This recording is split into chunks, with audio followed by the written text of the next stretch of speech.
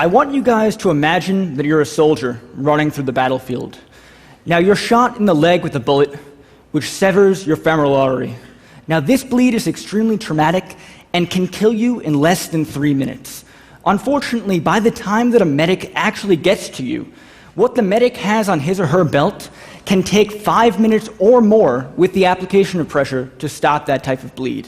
Now, this problem is not only a huge problem for the military, but it's also a huge problem that's epidemic throughout the entire medical field, which is how do we actually look at wounds and how do we stop them quickly in a way that can work with the body. So now what I've been working on for the last 4 years is to develop smart biomaterials, which are actually materials that will work with the body, helping it to heal and helping it to allow the wounds to heal normally. So now, before we do this, we have to take a much closer look at actually how does the body work. So now everybody here knows that the body is made up of cells. So the cell is the most basic unit of life, but not many people know what else. So it actually turns out that your cells sit in this mesh of complicated fibers, proteins, and sugars known as the extracellular matrix. So now the ECM is actually this mesh that holds the cells in place, provides structure for your tissues, but it also gives the cells a home. It allows them to feel what they're doing, where they are, and tells them how to act and how to behave. And it actually turns out that the extracellular matrix is different from every single part of the body. So the ECM in my skin is different than the ECM in my liver.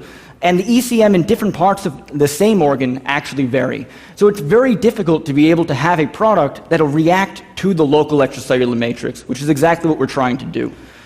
So now, for example, think of the rainforest. You have the canopy, you have the understory, and you have the forest floor.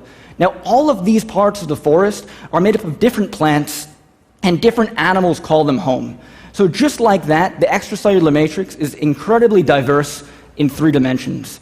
On top of that, the extracellular matrix is responsible for all wound healing. So if you imagine cutting the body, you actually have to rebuild this very complex ECM in order to get it to form again. And a scar, in fact, is actually poorly formed extracellular matrix. So now behind me is an animation of the extracellular matrix. So if you see, your cells sit in this complicated mesh, and as you move throughout the tissue, the extracellular matrix changes.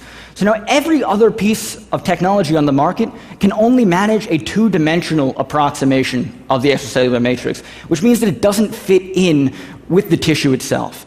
So when I was a freshman at NYU, what I discovered was you can actually take small pieces of plant-derived polymers and reassemble them onto the wound. So if you have a bleeding wound like the one behind me, you can actually put our material onto this, and just like Lego blocks, it'll reassemble into the local tissue. So that means if you put it onto liver, it turns into something that looks like liver, and if you put it onto skin, it turns into something that looks just like skin. So when you put the gel on, it actually reassembles into this local tissue. So now, this has a whole bunch of applications, but basically the idea is wherever you put this product, you're able to reassemble into it immediately. Now this is a simulated arterial bleed, blood warning, at twice human artery pressure. So now this type of bleed is incredibly traumatic, and like I said before, would actually take 5 minutes or more with pressure to be able to stop. Now in the time that it takes me to introduce the bleed itself, our material is able to stop that bleed. And it's because it actually goes on and works with the body to heal. So it reassembles into this piece of meat, and then the blood actually recognizes that that's happening and produces fibrin, producing a very fast clot in less than 10 seconds. So now this technology, thank you.